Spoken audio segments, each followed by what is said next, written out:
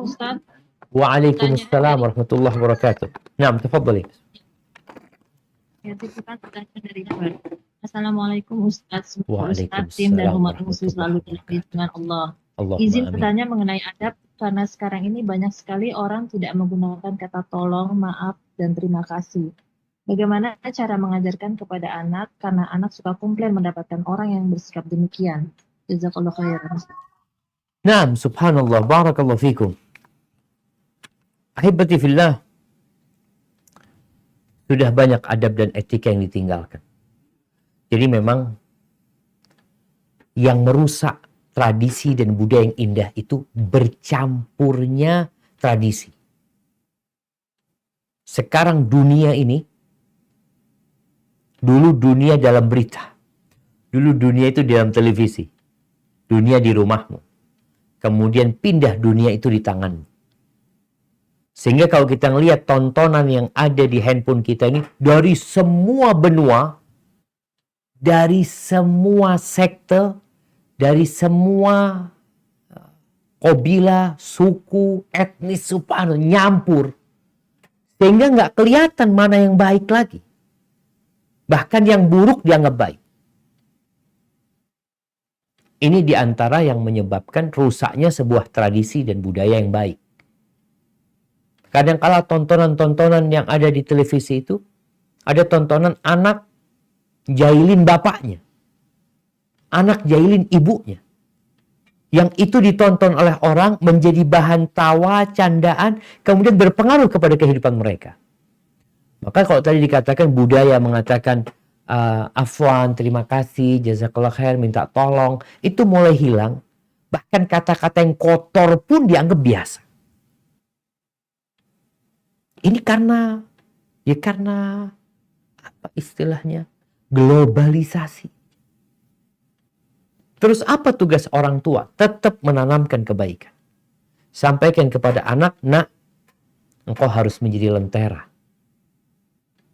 Engkau harus menjadi pendobrak. Engkau harus memperbaiki. Engkau nggak boleh ikut-ikutan. Tuh orang-orang kenapa kok sudah mulai hilang? Karena mereka membiarkan hal itu. Engkau tetap jaga. Jadi dimanapun kau berada, hendaklah engkau menjadi muslim. Seperti doanya Nabi Isa alaihissalam. Apa doanya Nabi Isa? وَجَعَلَنِي مُبَارَكًا أَيْنَمَا كُنْتُ. Allah menjadikan aku itu penuh berkah dimanapun berada. Nafa'an lil khair. Selalu memberikan manfaat, kontribusi yang baik kepada masyarakat. Maka besarkan hati anak kita supaya dia itu tidak tergerus dengan budaya yang ada, tapi dia mengembalikan nilai-nilai kebaikan itu di antara kawan-kawannya, ya. Dan ini peran orang tua, kemudian peran guru, peran ustadz untuk senantiasa mengingatkan dengan adab dan etika ini. Dengan harapan, ya, akan tetap jadi kebaikan nantinya. Hadza wallahu a'lam bissawab.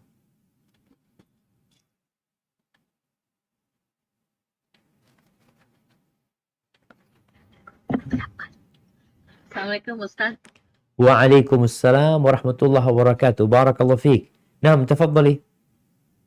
Pertanyaan dari Melbourne, mau tanya, di menjelang bulan puasa, misalkan melahirkan nih Ustaz, di bulan Ramadan, tapi kita niat udah mau bayar fidyah, tapi belum sempat ganti puasanya Ustaz.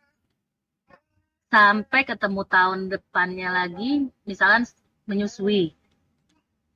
Itu mesti wajib bayar fidyahnya lagi atau nggak usah Ustaz? Pertanyaannya, dia ini melahirkan selama Ramadan nifas 30 hari. Iya. Ya, nggak puasa sama sekali. Nggak puasa. Kewajiban dia apa kalau nifas? Membayar fidyah Puasa. dan ganti. Kalau dia nifas seperti haid. Orang nifas dan haid itu cukup puasa, nggak ada fidyah. Oh, nggak ada fidyah di situ. Orang yang ini bicaranya bukan bukan urusan dia menyusui ya, tapi bicaranya dia itu nifas. Nifas. Iya. Orang yang haid dan nifas ini kewajibannya adalah bayar puasa. Bukan fidyah. Bukan fidyah ya. Bukan fidyah. Ya orang haid, nggak ada orang haid bayar fidyah. Orang haid, orang nifas bayar puasa. Baik, dia punya kewajiban bayar puasa. Kemudian pertanyaannya, kalau dia nggak sempat bayar puasa karena dia menyusui, betul seperti itu. Nah, Iya Ustadz. baik, dia nggak bayar puasa karena dia menyusui sampai masuk Ramadan lagi. Sampai masuk tahun depan Ramadan. Tahun depan lagi. Kemudian dia Ramadan puasa sudah atau nggak puasa juga? Melahirkan lagi Ustadz. Masya Allah, melahirkan lagi. Berarti dia punya utang lagi nih. Utang nifas lagi kalau di Ramadan.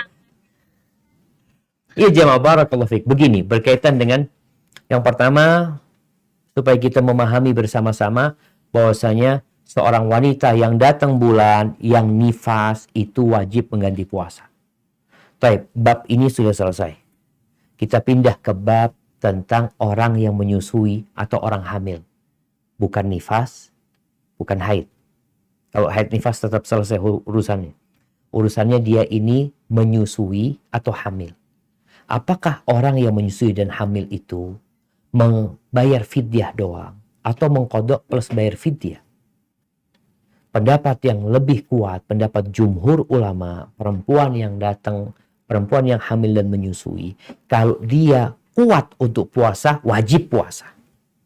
Kalau dia kuat, mampu dia puasa. Tapi kalau nggak, dia lemah, membahayakan dirinya, maka tatkala itu ada rukhsah buat dia untuk tidak puasa. Ketika dia tidak puasa karena nggak mampu melihat kondisinya, maka pilihannya memang, pendapat ulama ini pilihannya yang pertama dia mengqadha plus fidyah, atau mengqadha doang atau fidyah doang. Wallahu a'lam, yang anda lihat yang lebih aman, hendaklah dia ganti puasa. Kalau nggak mampu Ustaz, dikarenakan tadi dia hamil lagi, kemudian dia ngelahirin lagi, nyusuin lagi, gimana utang puasanya? Dia bayar tatkala dia mampu. Biasanya perempuan-perempuan itu ada waktu yang ketika dia berhenti nggak punya anak ya, ketika itu dia bisa membayar hutang-hutang dia yang lama karena dia meninggalkannya bukan sengaja, tapi karena kondisi dan keadaan. Apakah kalau sudah lewat 1 tahun itu Ustaz, dia bayar fidyah? Sebagian ulama berpendapat dia bayar fidyah tetap dengan mengqadha. Walaupun ada sebagian ulama di antaranya itu pendapat Abdullah bin Abbas radhiyallahu anhu bahwa cukup bagi perempuan yang menyusui dan hamil dan tidak mampu untuk puasa untuk bayar fidyah doang. Tapi yang lebih aman, Anda lihat tetap ganti puasa. Kapan? Ketika kau mampu nantinya. Yang penting usahakan dicatat. Dan insya Allah, Allah tahu kau hendak membayarnya. Hadza wallahu a'lam bishawab.